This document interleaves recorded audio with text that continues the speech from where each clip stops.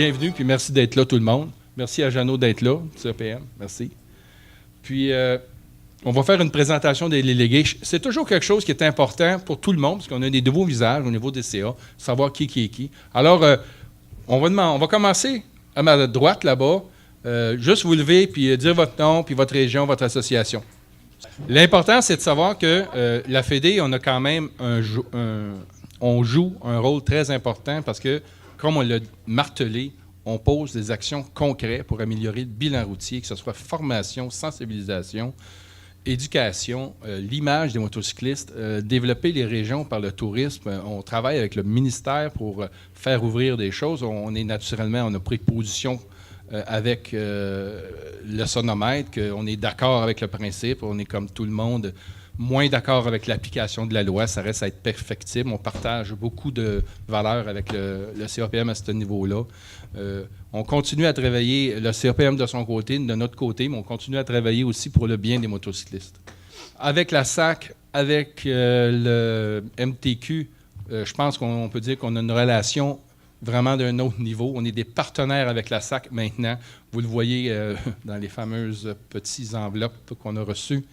Maintenant, qu'est-ce qu'on peut faire pour améliorer ça? Bien, je crois que c'est l'entraide, puis c'est un travail d'équipe qu'il faut qu'on effectue pour prouver, pour aussi faire en sorte que les motocyclistes, la majorité, agissent d'une façon responsable. Si on est capable d'améliorer les conditions basées sur, encourager le monde à s'habiller, à se former, à être attentif aux autres, regarde, on a fait un bon bout. Puis en passant, une vie de sauvée, moi, j'ai fait ma job pour toute l'année.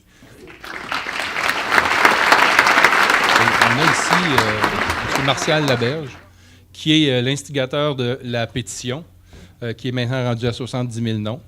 M. Laberge va prendre la parole dans la parole aux invités. Il va présenter son projet avec Sophie, son assistante Sophie Ovington, que je remercie d'être ici. La force du regroupement.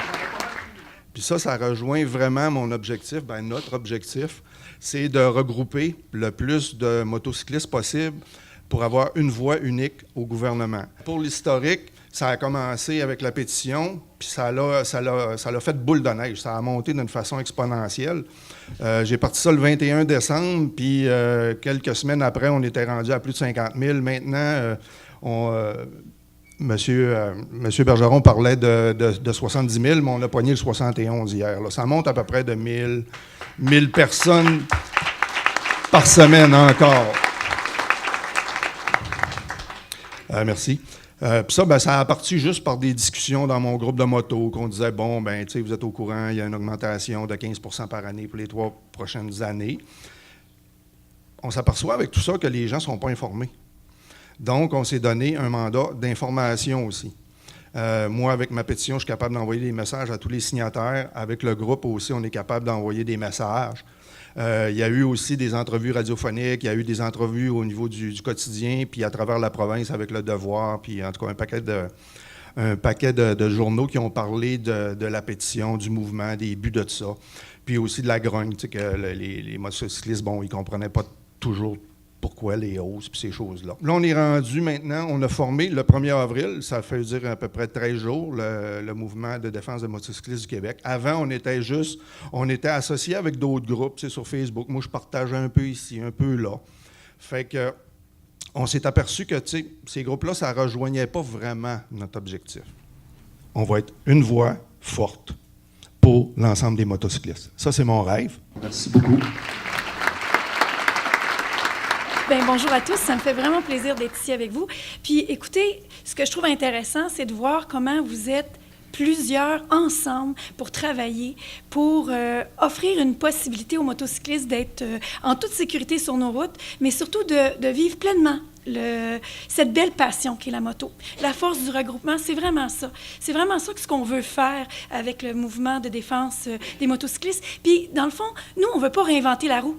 Vous avez fait extrêmement un beau travail. Fait que dans le fond, le plaisir de travailler ensemble vers une meilleure, je vous dirais, passion de la moto, mais une meilleure aussi sensibilisation de tout ce qui se passe de beau au niveau de la moto. Fait que, merci beaucoup de votre accueil encore. Je suis très touchée d'être ici ce matin avec vous.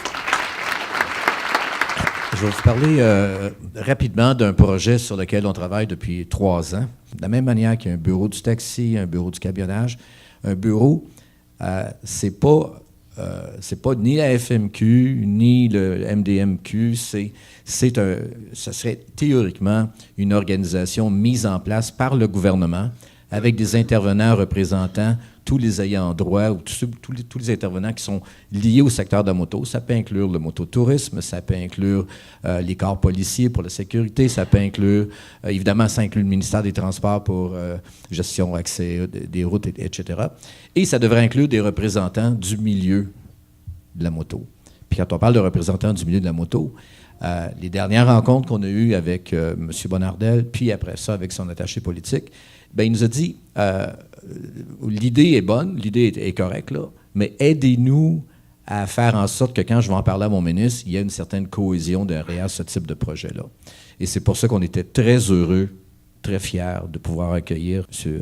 Martial et Sophie, de manière à pouvoir faire en sorte que si cette chimie-là prend, si ce pudding-là prend, bien, on va être capable, après ça, de reparler au ministre des Transports, M. Bonnardel, en lui disant il y a une volonté commune de travailler avec vous pour faire en sorte qu'on améliore pas juste un élément, pas juste l'accès graduel aux motos, pas juste le fait de mettre des gants si c'est important, pas juste, tu sais, on n'est pas là pour y aller à la pièce, une bouchée à la fois, on est là pour mettre en place un cadre qui va faire en sorte qu'on va pouvoir s'attaquer à l'ensemble des problèmes, puis ça va de la mobilité urbaine, de la reconnaissance comme moyen de transport, à la défense des droits dans la mesure où cette idée-là de faire en sorte que le no-fault s'applique à l'ensemble de la masse des usagers de la route et pas juste aux motocyclistes, dans notre cas, bien, c'est un élément important, mais c'est pas le seul.